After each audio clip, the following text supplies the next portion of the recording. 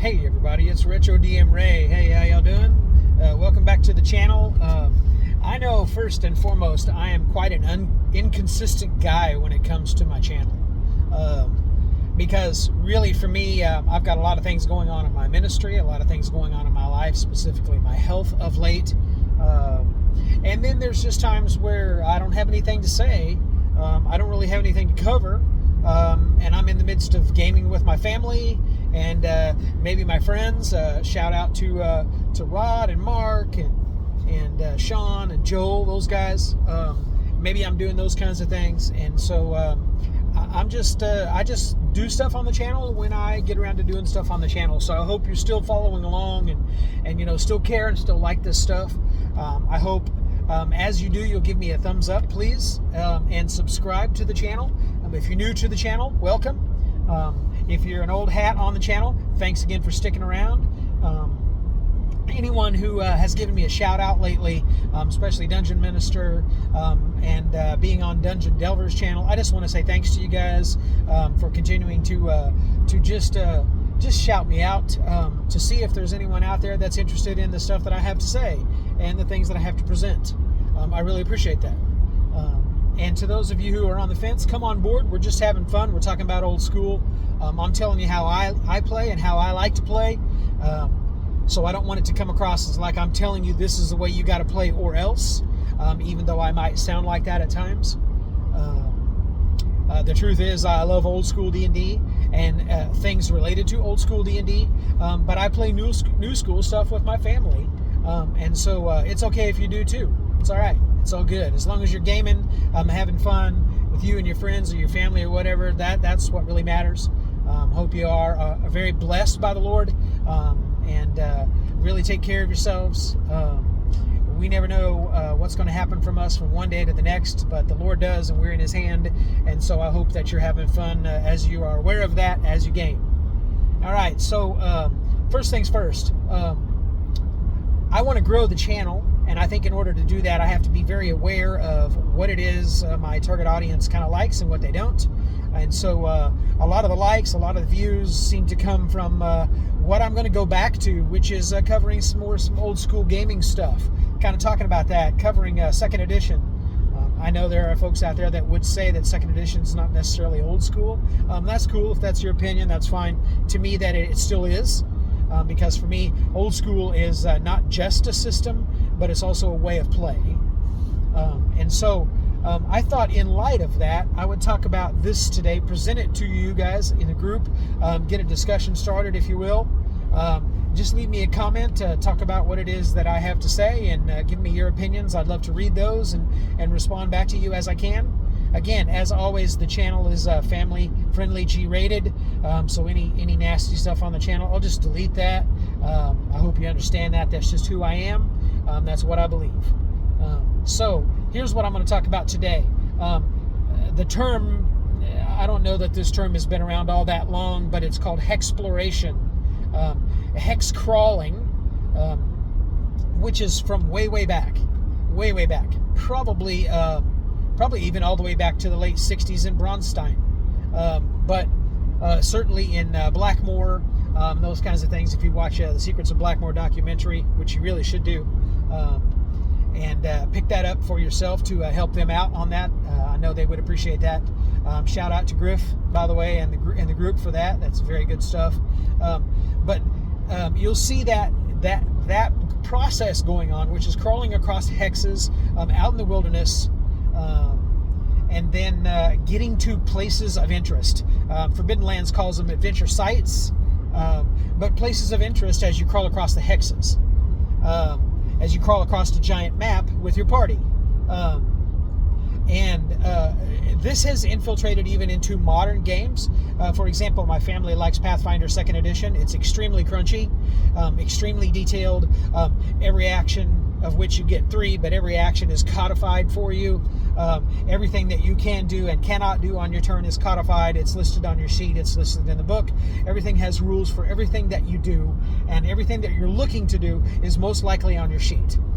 As you guys know from my channel, I'm not a sheet play kind of a guy. However, if you're going to play Pathfinder 2nd Edition and you're truly going to play by the rules as written, then everything is on your sheet and everything is codified in the system. So if you're going to play it and play it well, you play it that way.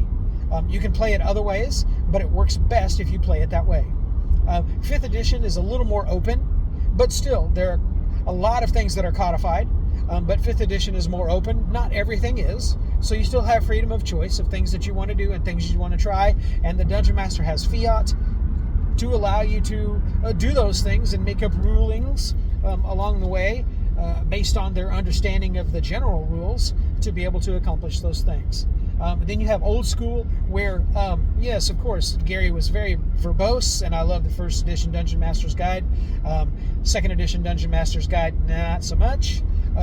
And he has a lot of stuff to say about a lot of those kinds of things. And there are lots of other things he wrote, put in modules or supplements, or others did too, that really tried to kind of lock down or codify those particular things, but they were still wide open to interpretation and wide open to adjudication, and therefore wide open to DM fiat and player creativity. And so I'm just interested in the idea of how do you allow your groups, if you do, to hexplore while you're in your new school or old school games. How do you do that? Is it systematized? Is it codified? Is it more open? Is it completely freeform? Is it just narrated? Is it just kind of you narratively explain and then skip over that travel time, quote unquote? How do you do that in your games?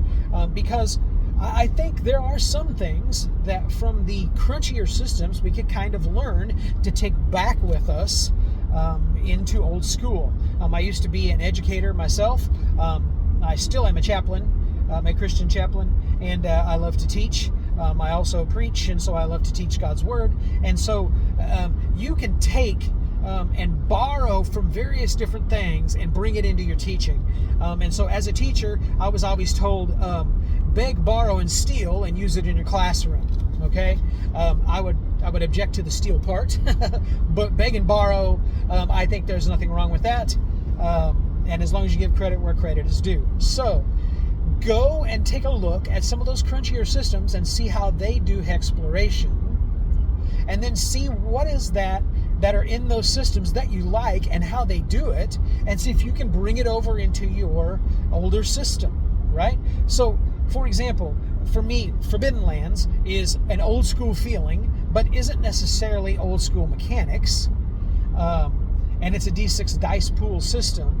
But there are some ways in which you crawl, quote unquote, from adventure site to adventure site across the wilderness, and it's a survival game. And so how those things function, how can you bring that over into old school?